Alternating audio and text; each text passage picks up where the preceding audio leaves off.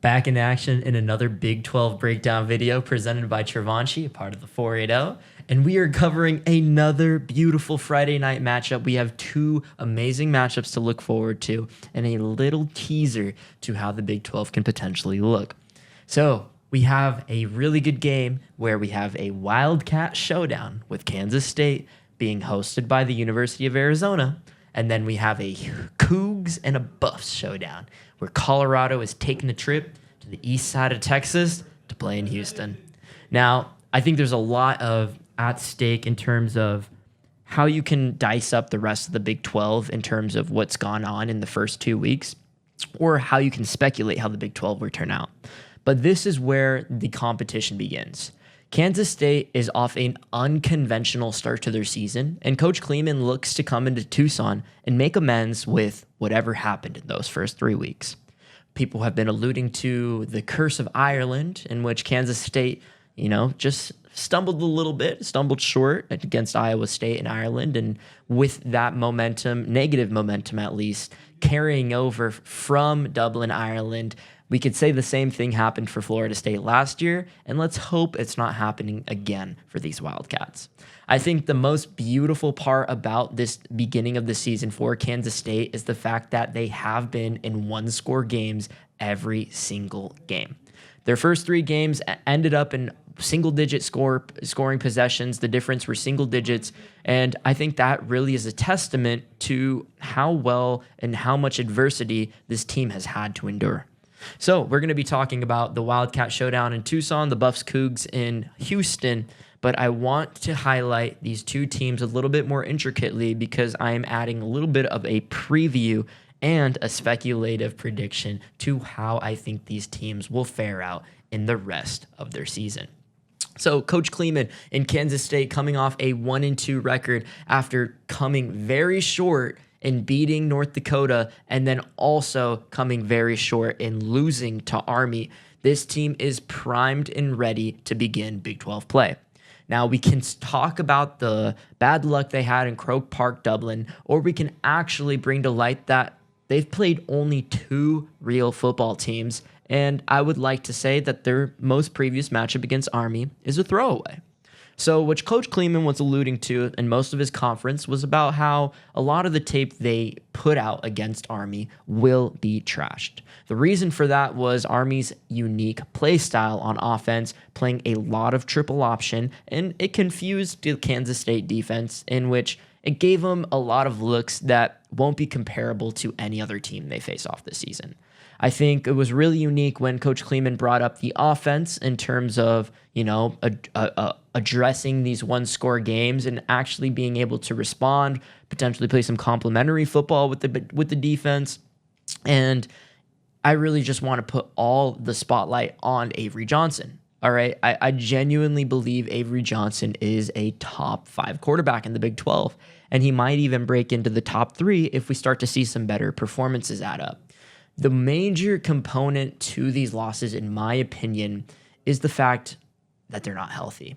Dylan Edwards has not played this season yet, and he is the X-factor running back skill player for this offense, and I genuinely believe once he's plugged back into that system, this will bring a lot more liberty for the running game, some liberty for Avery Johnson's decision-making, and I think the identity will begin to fill into itself once Dylan Edwards gets back into the mix.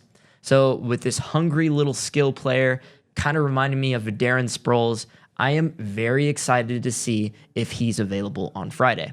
Coach Kleeman gave him a 50-50 availability, and so really, all you're doing is crossing your index and your middle finger to see if you get some Dylan Edwards ball on Friday. I would love to see Dylan Edwards go up against this University of Arizona defense. So, University of Arizona is a pretty unique one because they were, I wouldn't say, they weren't the worst team in the Big 12 last year. They were the second to worst team. Oklahoma State obviously was the worst. So talking about University of Arizona, you're talking about Brent Brennan. You're talking about the instability within their football program the last 10 years, and it's bringing you to Brent Brennan, where this is their new head coach, their new face of this, what I like to call them as a poverty program. So really, I'm not going to be a pessimist about the season already with this team because I do like Fafita. I mean, he's a good quarterback. He's not terrible. He's easy to make fun of, but he's not terrible. And playing with his best friends, Tet McMillan, came with the pros and cons of being very predictable, but also having some really remarkable explosives last year. But this is just a completely different team. Now, I actually want to put more spotlight on the coaching staff with this Wildcats team. So with University of Arizona, we have Coach Danny Gonzalez as the defensive coordinator. This is a new DC from last year because last year there was just a lot of woes and they had to throw someone under the bus. So they replaced their defensive coordinator with Danny Gonzalez. And I like to say Danny Gonzalez is a journeyman. A journeyman is the nicest thing to say. All right, this guy is off of 4 seasons at New Mexico where he was putting sub 500 numbers for 4 straight years.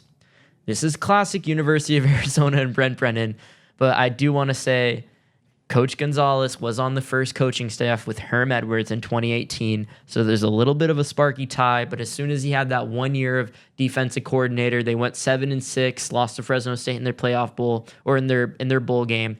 He immediately went to New Mexico, where he was relieved after 4 years, where he didn't get a season above 4 wins. Pretty pathetic. You were the doormat in that conference, and really, you getting an opportunity, being a linebackers coach, special teams coach last year from Brent Brennan, and now being promoted as a DC. I think the buy-in right now has a lot of question marks because this team has not played anyone good yet. All right. There has been no adversity whatsoever besides a weather delay for this Wildcats team. And now you have a 1-2 hungry Kansas State team coming off a terrible loss in Manhattan to Army, a group of enlisteds. And now they're coming to Tucson on a Friday night short week. They're looking to apply that belt to ass, right? But what Coach Gonzalez has to do is he's going to have to dial in on making Avery Johnson one-dimensional, and he has to isolate the one skill player they have. So how do I genuinely speculate this game going? Well, I think right now it is all on how well Noah Fafita and Coach Daigie can put together a game plan and deliver it. So my whole thing with Daigie is he is also more, I would say he's more of a great value journeyman. He has never gotten this position before. He has been, he was an undrafted quarterback bouncing around. He was at Texas Tech, but then he was bouncing around a bit. Saw a little bit of NFL, but more once he left the CFL, got back into the college ranks. And I would say the most significant part of his coaching career was spending a year with Lane Kiffin as an offensive analyst. And really, you could learn a lot from Lane Kiffin. He followed Lane Kiffin because they were at USC, spending a lot of time. I think from 2011, 2017, it was like that 6-year that 6-year bridge where Lane Kiffin was a Trojan. And so him translating some of that knowledge, the Lane Kiffin system, and also translating what he possibly could have learned at Ole Miss, really, that's just, it tells me that this is his first opportunity. This is his first quarterback that he can actually rely on. So I like this team in the sense of their identity. I think they are bought in receiver-wise. They have just a lot of versatility and skill players. I really like the running back Ismail from Texas State because he had an amazing game against ASU last year. We dominated, of course. We won. It wasn't domination. But what I want to say is that this team will only go as far as the offense. Now, they have 2 really good star players on their defense. They are it is NFL talent. But from the standpoint of how far U of A can go in the Big 12, it's going to have to be from shootouts. I'm not going to believe and put stock into Danny Gonzalez's defense, his first year as the DC here, and believe that he can stop the run just after 2 games of just really an imbalanced playing field. And it's like, I don't want to hear anything about Hawaii Weber State right now. I don't. Throw it all away. Your game and your season starts on Friday. And if you can't win in Tucson with the whole retro night going on, with the vibes of classic Friday night game where you are the only one on prime time, you're sharing the stage with one other Big 12 game, and this one is primed to be way more interesting, you're going to have to commit. So I'm not going to believe Gonzalez is going to stop the J.C. Brown or the Jace Brown of Kansas State and Avery Johnson. And if Dylan Edwards becomes healthy in this game, this is his breakout game, because let's not forget, he had a punt return on U of A last year. It was belt to ass for Kansas State beating U of A last year. And I would be primed to expect that again. But I'm not going to deal in absolutes. There's still some question marks. And I'm just here to inform you guys a little bit of some context behind the game. So that's for your guys' speculation to make. But with the newness in the U of A football program within the coaching staff, the buy-in will be put to test on Friday. I am full go Coach Kleeman getting his team turned around and to get those Big 12 wins stacking up, and I really think this is an away game that they can steal. But of course, this is Big 12 football, and whoever runs the best, whoever plays the best defense, whoever makes the most explosives will end up on the better side of this game. So I like the Wildcat Showdown in Tucson. I can't wait to tune into that one before Gold Rush. And now we go and bridge into the next